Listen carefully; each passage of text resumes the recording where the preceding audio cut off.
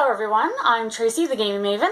And I'm Steph, the games teacher. And we're 2/3 of To Die For Games. Welcome to today's new acquisitions reveal, at least new to us. A lot of these are in fact older games, but we've just recently acquired them. Yeah, some are brand spanking new.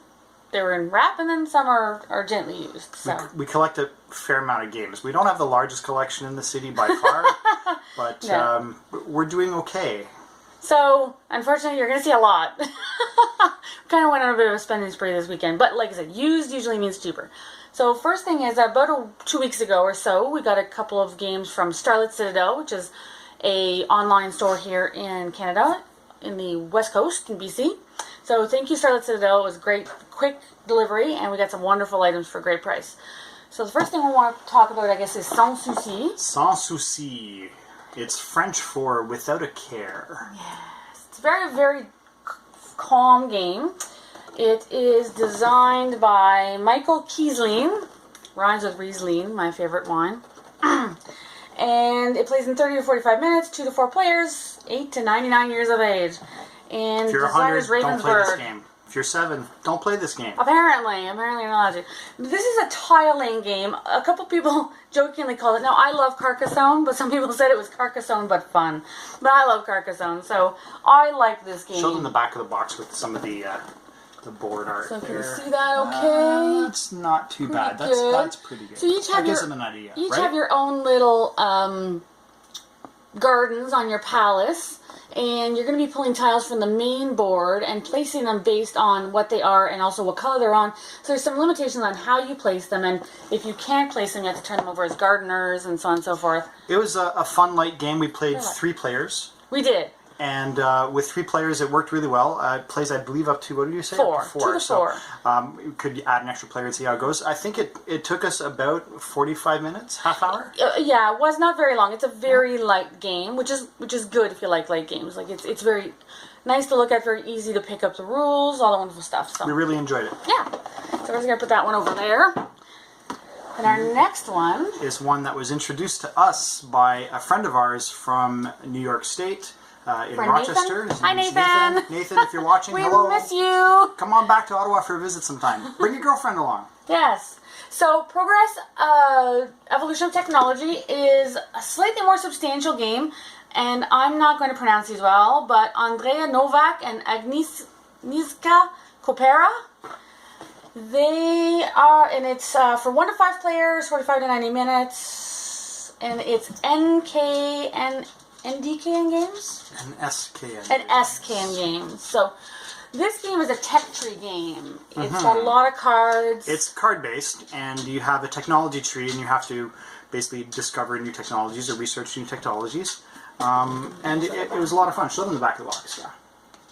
So it kind of gives you an idea. As you see, there's a lot of and you're going through, well, like evolution, you're going through the various stages of human technology and evolution in the arts and machinery, so on and so forth. Science. Yep. So it's really quite cool. You have to kind of plan ahead a lot. It's basically a card-based version of Civilization, the computer game, or even the board game, but strictly card-based. So same general idea. You're progressing technologies. There's no map. There's no area control in this game. It's just really a discovery of new tech and new information, new science, basically. Yeah. So our next acquisition, and this is one. It's actually funny because this is one of the ones that a fellow video YouTuber of ours, Netters Play, actually got. And it's funny. Hi, Netters. I actually, funnily told her that, oh, I wish I had bought that. I was going to buy it. And then I realized when it came, I'm like, well, yeah, I did buy it. I completely forgot. So, El Gaucho. El Gaucho is by Argentum Verlag, is the publisher. It's a set collection game by Arve D. Fuller. Fuller? Probably Fuller. 2 to 4 players, 10 plus up. Ages, and about 60 minutes.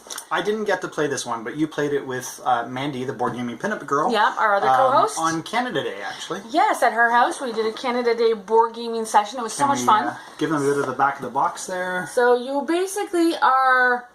I haven't seen this before. It's a fun game. What I love the most is over here and here. It's actually a three-dimensional. You have these little cardboard fences that come up, and that's your dice corral, your dice rodeo, where you actually roll your dice.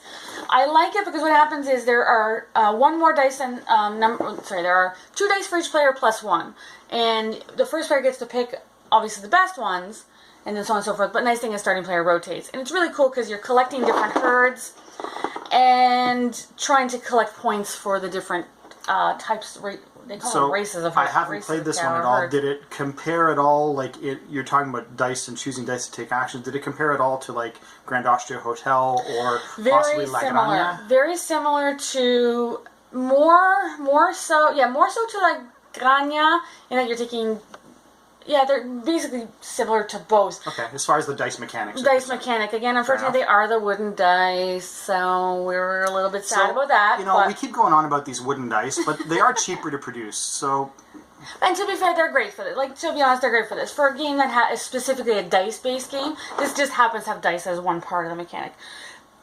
I will admit this is so much better, and I hate to say it, we bought a game called Yunnan recently, and we had to sell it because it just wasn't great. It was by the same publisher, so I was a little bit worried, but I'd heard great things about this one, so I'm really pleased with this one because it was so much fun. I'm looking forward to trying it. Hopefully I'll get to play it soon. So those were the ones we got from Starlit Citadel a couple weeks ago. So yesterday, on our day off, we went to visit a store in Gatineau on the other side of the river from Ottawa in the province of Quebec. Gatineau is predominantly francophone because it's in Quebec. The store is L'As des Jeux, so the game buff. They sell new and used games. Yes. They've recently put in an escape room in the store. You can go and book the escape room for a spell. Yeah. And so we typically go there to sell some of our used games when we can't sell them online, and also to purchase games from their used supplies. So a few that we got yesterday, and thank you to L'As des Jeux. Yes, Rock and Caroline of Laos. 51st State. So this is the Kickstarter edition with the 5 and 6 player expansion. I haven't played the game, but we have played Imperial Settlers, apparently, which shares a lot of the same game mechanics. It actually even says on the box. Uses the basic mechanism of the award-winning Imperial Settlers. So you kind of tell it's going to be very much like that game. I did really like Imperial Settlers. Ditto. The theme of Imperial Settlers might appeal to me a little more. It's set in the Greek and Roman ages, the antiquities. This one is kind of a futuristic United States, maybe post-apocalyptic United States. So I haven't had a chance to play it yet, but I think I will enjoy it based on the game mechanics and the fact that I did like Imperial Settlers. So. And so Portal Games, real quick, it's by Portal Games, I believe. Ignacy, I'm really sorry. Ignacy Chewicek. Yes. So I'm really bad with the Russian. I'm sorry, I'm really bad at that. Yeah. Check it out. You can let us know how it's pronounced. I would love to know because it's very a little bit trickier. So 1 to 4 players, 60 to 90 minutes, 14 plus players. We haven't gotten to play this one yet, so soon. We bought it based on the fact that we'd heard good things about it. Another one we got, and this is an older one. So it's called Entdecker by a very popular and well-known board game designer, Klaus Tuber. Of Catan fame. He who did Settlers of Catan and several other Catan games, among others. So Klaus released this game, and this is a tile-laying game, so this is Entdecker. This version is published by Mayfair Games. It plays, trying to see number of players 4 here. players usually. Over here on this side, it says ages 10 and up, 1 to 2 hours, and 2 to 4 players. Ooh, so it's going to be a bit longer than I would have thought, actually. So looking at the back of the box, we have a number of different tiles that we can lay down. And it looks a bit, and again, we haven't played this one yet, so we'll give you a better review once we get a chance to try it. But it looks a little bit like a multiplayer Karuba map where you have different pathing and you have to get bits from one edge of the board possibly to another. It actually looks similar to Amerigo too, in that sense. True. That now that board's fixed at the beginning of the game. This one we're building up, but it kind of has that look. So that's kind of cool. So an older title, but we're looking forward to playing that too. Now the next one we got from L'As des Jeux is this interesting classic. Again, we've kind of bought it on spec based on the fact that we know Phalanx games.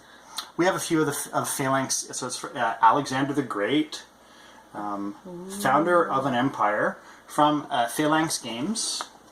Phalanx. And it plays 2 to 5 players, ages 10 and up, in about 75 minutes or so. And the designer, sorry, real quick, because I like to say the designer, Ronald Hofstadter and Dietmar Kutsch. Sounds right? Those ones I can pronounce. So, did you show them the back? Not yet. So there's the back. It's kind of very much, we're not sure if it's an area control game yet. We kind of read it. Earn points for conquering provinces, building temples, founding cities. So probably fairly area control-ish. So we got this one really cheap because it has a bit of box damage. And personally, I'm not that kind of collector that box damage really bothers me. If the components are intact and the board's good, then I don't care if the box is a little bit of damage. So we got that for a really good price. And again, thanks to Lost Azure for that. So a new one that was brand spanking new. And we got to play this last night, Sushi Go Party. Sushi Go Party. We have the original, and I like the original, but I like that this one plays up to 8 players.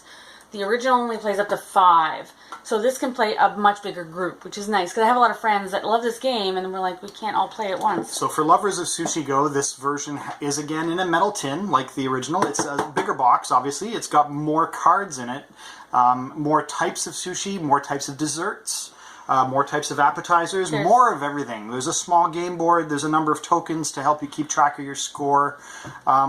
We played it last night with basically the introductory or base rules, which made it very similar to the original Sushi Go, but it did add a couple of new cards in that we hadn't seen before. Actually, it has tons of new cards in here, and it's really quite cool, and it's fun enough, and there's really cute. I love the art on this one, and it's really good for kids. Like, we were playing with a friend's 7-year-old, I think he's 7, and he picked it up like nothing. He was really fond of putting down the miso soup cards. Yes, that's Apparently one of the new he really cards. likes miso soup. He's a 7-year-old who enjoys his sushi and loves his miso soup. He does. This is a Game Right game. I actually don't know the designer of this game. That's a Game good by question. Phil Walker Harding. There we go. There Phil we go. Walker Harding, because I didn't actually know the original. So I like this too because it actually has a little kind of cool scoreboard, and the menu is actually in the center, so everyone remembers what cards are in the deck. It tells you which cards are in play, so you can look at the board and quickly see which cards are in play for any given game. So it's a bit bigger, so not quite as travelable as the other one, but I highly recommend picking this one. I would pick this one up over the other one. It was a lot of fun. We have both, but I like this one better.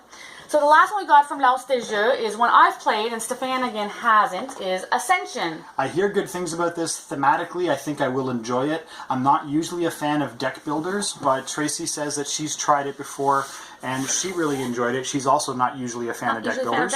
But so we're going to give it a go. We got one. It's the Ascension Rise of Vigil for those who play Ascension.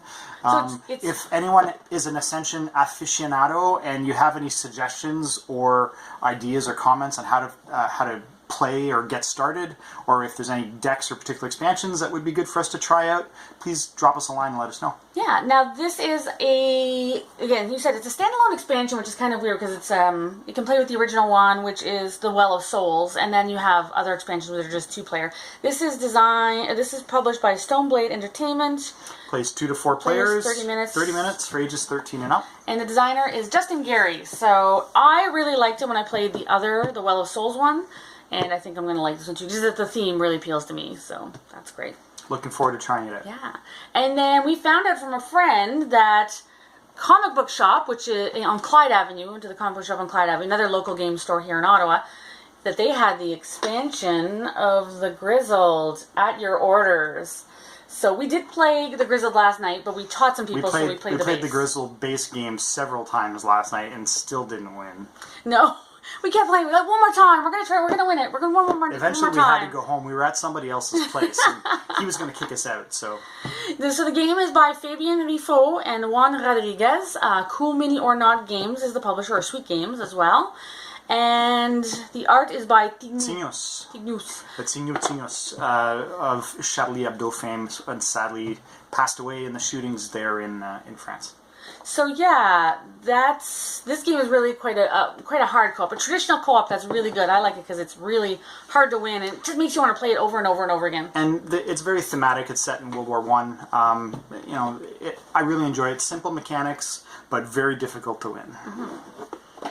So this is our last one. Yes, this one we got today from, we have a couple of online board game markets where people sell used games. Last one. Was that enough for you? That was a bunch in just like a couple of days. We still have one more. This is the obsession we're dealing with.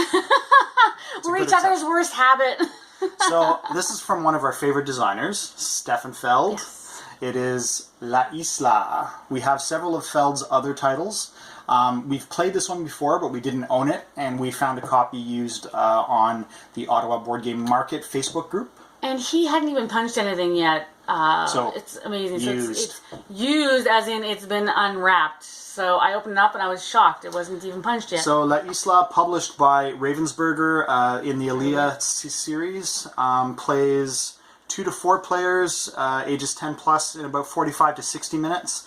And it has a difficulty rating of 3 out of 10 on the brain scale. And for a Feld game, that's pretty low. Pretty actually. low, because most of his games are fairly substantial in So strategy. look at the back of the box, and you see you've got a number of island tiles. They're in an unusual shape, but they fit together well, and you've got pieces moving around on the board, cards to allow you to decide where you're going to move and acquire different things to win the game. I played it once. I don't know. Have you played it more than once? Oh, I've played this about a half dozen times. I love it. All right. And the trickiest thing is, and we're gonna do a review on this one because I know a few people have had issues with this player action system. It was a little unusual, and I don't know if I picked it up really easy. Like Yeah. it's right there in the rules, but I can understand how it could be easily misinterpreted. easily misinterpreted for sure. Because a few people have done it, so it's very obvious that there's something that is in the rules that makes it sound like it could be something else. But I like it because it has, of all things, the dodo bird in it. So it's great. I love that it's a modular board as well. So it's going to change every time you play it. So that's all the new titles we've acquired. We want to give thanks to, let's see, that was Starlit Citadel out in Vancouver, BC, or Victoria, BC. Vancouver? Up in British Columbia. Richmond, BC, I think it's Yeah. And also L'As de Jeu, the comic book shop on Merivale here in Ottawa. And also to the Ottawa Board Game Market Facebook group for allowing us to easily trade used games between players in the Ottawa area. Yeah. And so, as you can see, we have a few games we have to learn and play before we show you guys or just teach others. So, with that, we're going to go play some games. Bye for now.